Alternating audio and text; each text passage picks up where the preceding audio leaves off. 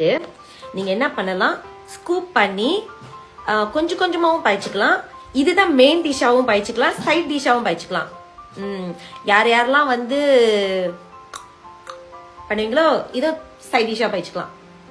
நல்லா இருக்கும், கண்டிப்பா நல்லா இருக்கும். Thank you for buying McDonald's, KFC or Pizza Hut often or not even Grab food. Okay, so அப்ப நான் என்ன பண்ணிடுவேன், நான் இதை குக் பண்ணி ஈவன் வீட்டுக்கும் நான் இதை ப்ரிப்பேர் பண்ணி வச்சிருக்கேன். ஸோ அப்ப நான் இதை வந்து கொஞ்சம் கொஞ்சமா அவங்களுக்கு எடுத்து வச்சிருவேன். அவங்க என்ன பண்ணிடுவாங்க, முட்டை இருக்குல்ல, முட்டை, okay, they will fry egg and they will use it. They will just எவ்வளோ நம்ம செலவு பண்றோம், நம்ம உடம்புக்கு ஆரோக்கியமா இருக்கிறதுக்கு ஒரு சாப்பாடு ட்ரை பண்ணா தப்பே இல்லை. So அப்ப மறுபடியும் ஸ்டாரிக்கு வரேன். So what happened is this Telugu people mostly people think that Telugu people are stingy.